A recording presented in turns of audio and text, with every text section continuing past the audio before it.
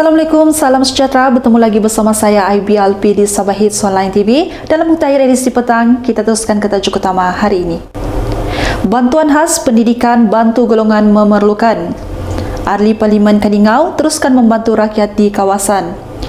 Kaji semula status tanah bergeran di Kuala Pintasan, kata Saleh. Kerajaan Gabungan Rakyat Sabah yang komited terhadap agenda pembangunan model insan dan kesejahteraan rakyat akan meneruskan beberapa bantuan khas pendidikan kepada golongan yang memerlukannya di Sabah pada tahun hadapan.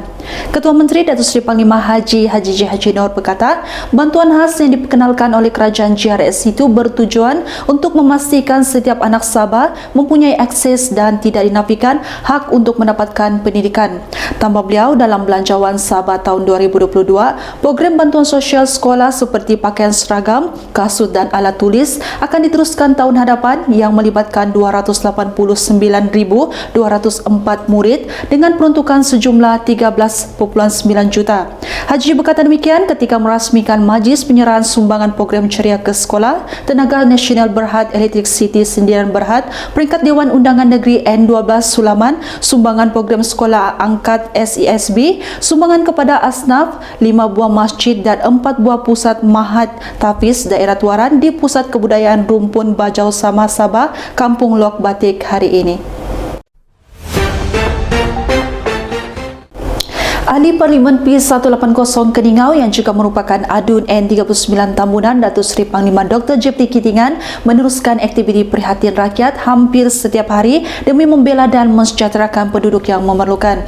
Hari ini saja Dr. Jeffrey yang juga merupakan timbalan Ketua Menteri merangkap Menteri Pertanian dan Perikanan Sabah itu telah menyumbangkan paip UPVC 6 inci kepada pesawat padi yang memerlukan. Penyerahan sumbangan ini telah diwakili oleh Dr. James Liu, Naib Ketua Bahagian N39 merangkap Ketua Biro Kebajikan Bahagian N39 dan diterima sendiri oleh Wakil Pesawat di Kampung Tikolot Saudara Jaunis Tanis. Dalam pada itu, Jeffrey turut memberikan sumbangan untuk acara First Extreme 4x4 Challenge Tambunan 2021 yang dianjurkan oleh Kelab Pacuan 4 Roda Tambunan, di mana sumbangan diserahkan kepada Saudara Richard Ulang, Presiden Kelab Pacuan 4 Roda Tambunan. Kerajaan Negeri Sabah diminta mengkaji semula status tanah bergeran seluas kira-kira 900 ekar di Kuala Pintasan, Kota Belud. Adun Usukan Datuk Seri Panglima Dr. Saleh Said Keruak berkata, pada pandangan beliau terdapat pelanggaran syarat-syarat geran tersebut dan Jabatan Tanah dan Ukur yang khususnya perlu mengkaji semula perkara itu secara menyeluruh. Beliau juga bekas Ketua Menteri Sabah menegaskan jika perlu memberikan geran tersebut wajar ditarik semula. Katanya perkara itu telah beliau bangkitkan semasa menjadi ahli Parlimen Kota Belud, tetapi tiada tindakan susulan diambil oleh pihak berkenaan. Binapuri Holding Berhad menerusi anak syarikat milik penuhnya BP Energy Sendirian Berhad menandatangani perjanjian pembelian tenaga dengan Sabah Electric City Sendirian Berhad, membebitkan pembangunan ladang solar fotovoltaik berskala besar di Kampung Dasar Kunak Sabah. Tempoh kontrak PPA adalah selama 21 tahun dari tarikh operasi komersial yang dijadualkan pada 30 Jun 2023. Ia akan menyaksikan BP Energy mereka bentuk, membina, menguji, mentauliah, memiliki, mengendali dan menyelenggara fasiliti penjanaan tenaga solar PV itu untuk sambungan kerangkaian pengagian voltan sederhana SESB di PMU Kunak. Pengarah Eksekutif Kumpulan Binapuri, Dato' Matthew T. Kaiwon berkata, selepas 4 tahun menerima surat penerimaan tawaran bagi projek ini daripada Suruhanjaya Tenaga, pihaknya amat berbesar hati kerana akhirnya telah menandatangani PPA berkenaan.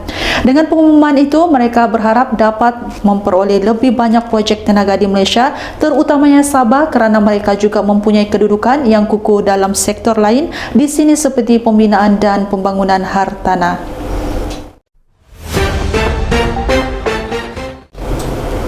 Situasi jangkitan COVID-19 negeri ini meneruskan tren yang stabil dengan jumlah kes yang direkodkan hari ini jatuh di bawah paras 200, iaitu sebanyak 195 kes baru, penurunan 29 kes berbanding semalam.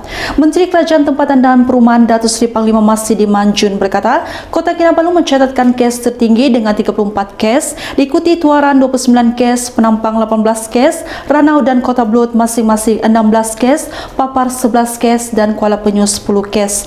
Katanya sebanyak 17 daerah lain mencatatkan kes harian satu angka saja dan tidak ada kes baru di 3 daerah, itu Putatan, Kunak dan Sempurna.